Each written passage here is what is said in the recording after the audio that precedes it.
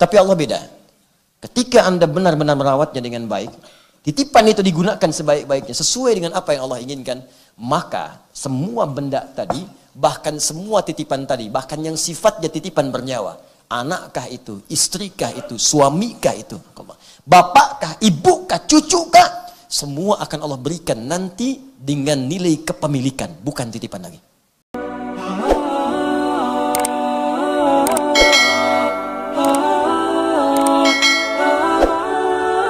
Yaum. Apa artinya yaum?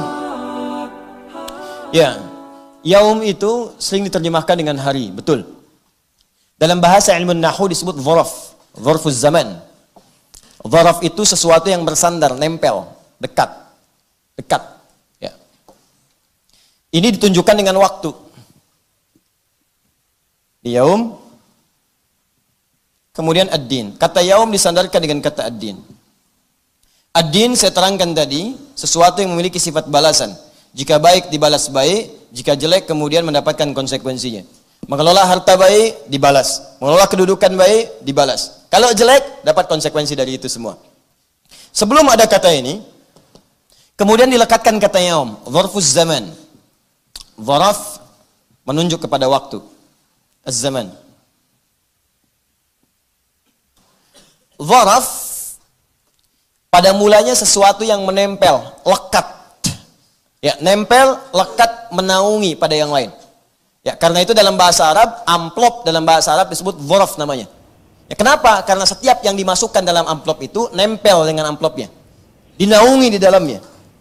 Di sini Allah Subhanahu wa taala menjadikan yaum bentuk waktu nempel dengan kata ini. Ya, untuk menunjukkan sesuatu yang sangat dekat, lekat dan sifatnya pasti.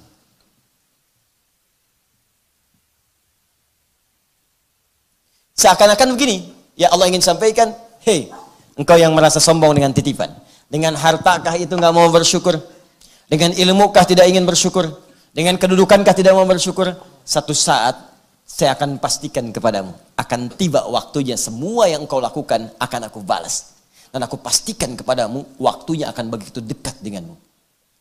Waktunya akan begitu dekat denganmu. Begitu kematian datang, aku dekatkan semua apa yang telah kamu lakukan kepadamu.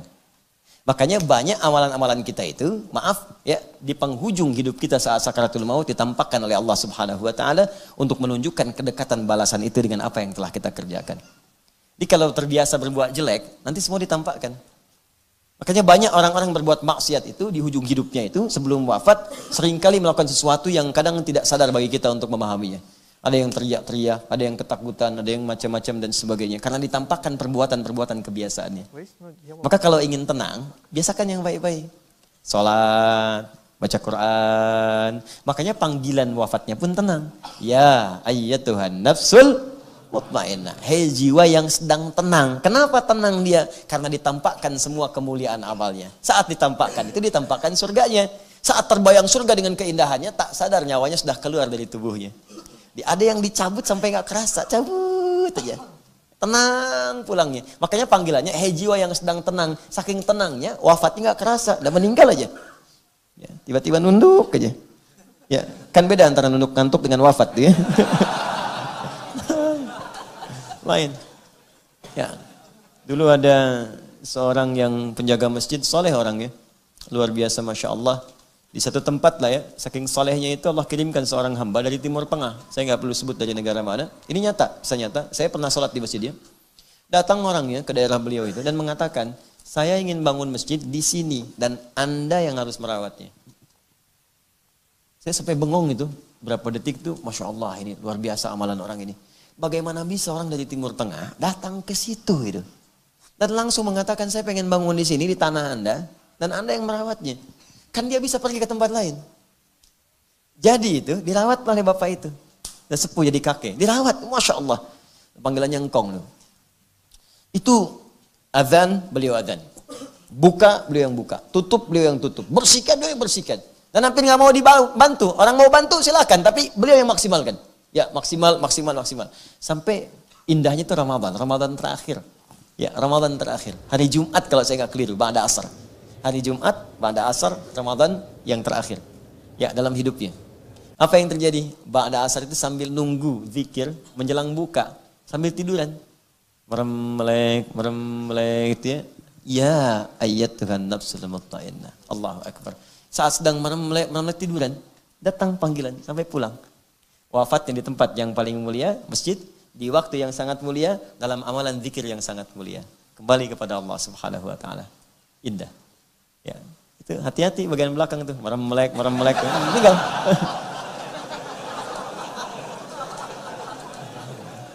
Baik. Nah, jadi saya simpulkan dulu, kalau ada titipan dalam bentuk apapun, maka rasakan bahwa semua itu punya siapa? Punya Allah. Semua itu milik siapa? Milik Allah yang dititipkan kepada kita. Kita merawat. Jangan sampai milik Allah saja. Nanti pulang dari sini orang bawa motor Anda, mobil Anda. Anda bilang, "Woi, hati-hati motor." Milik Allah, Pak. Tidak ada hukumnya di situ. Ada hukumnya. Ya. Saya punya dulu ada beberapa titipan wakaf gitu ya. Ada kamera, ada macam-macam. Dibawa sama sekelompok orang. Ya, saya katakan, itu barang wakaf. Kan wakaf itu milik umat katanya. Siapa aja boleh pakai. Waduh, kalau cara berpikirnya begitu, barang-barang di masjid habis semua gitu kan. Karena milik umat. Hati-hati. Dititipkan pada kalangan kelompok tertentu untuk dikelola. Makanya diminta pertanggungjawaban. Berlakulah kemudian hukum muamalah di situ. Jelas sampai sini? Sekarang pertanyaannya, bagian terakhir. Jika semua milik Allah dan dititipkan kepada kita, ditugaskan kita untuk merawatnya, dan yang paling dahsyat, dijanjikan kalau benar kita menggunakannya, maka semua itu akan dikembalikan kepada kita berupa kepemilikan. Contoh gini, titip ya mas, misal, kemudian oleh beliau dikelola titipan saya, dijaga rapi, ya dan seterusnya. Kemudian dikembalikan kepada saya. Saat dikembalikan kepada saya, apa yang saya ucapkan? Terima kasih ya. Jawabannya apa? Sama-sama. Mungkin saya kasih bagian dari uang atau harta tertentu, tapi benda ini kembali kepada saya. Itulah sifat manusia. Makhluk begitu. Kalau dititipkan, dirawat dengan baik, dibalikin ke kita, diucapkan bernyawa. Anakkah itu? Istrikah itu? Suamikah itu? Bapakkah? Ibukah? Cucukah? Semua akan Allah berikan nanti dengan nilai kepemilikan, bukan titipan lagi. Bukan titipan lagi. Bahkan yang Anda nggak ketitipin pun di dunia, Anda nggak dapat titipan itu. Tiba-tiba saat kembali kepada Allah, Anda membayangkan itu pertama kali ke surga. Terbayang oleh Anda, langsung diberikan sebagai hak milik, bukan titipan lagi. Anda datang ke sini teman-teman sekalian, begitu lewat ada bakpao. Ya, bakpao sebelah kiri, ke pojok sebelah sana, dia kosong. Mau lewat, uang nggak bawa.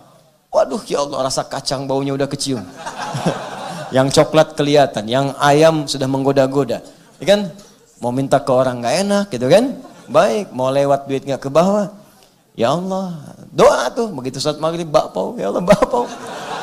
Baru pulang dari taklim, lewat situ. Udah lewat gerobaknya, bakpao habis, tinggal lagi. Kan?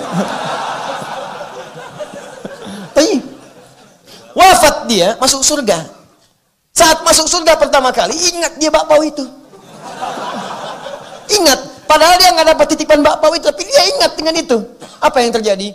Kalimat Qur'annya jelas. Quran surah kedua ayat 25. Wa utubihi mutasyabiha. Diberikan yang sama persis seperti yang terbayang dalam benaknya.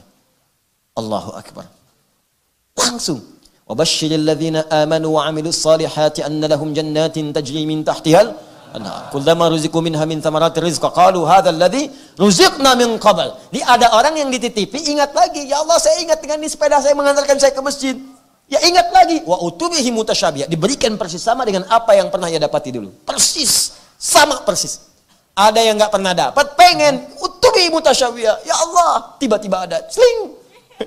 Tukang bakpao-nya, ya Allah, saya pun ya Allah, ajak ya Allah. Jelas ya?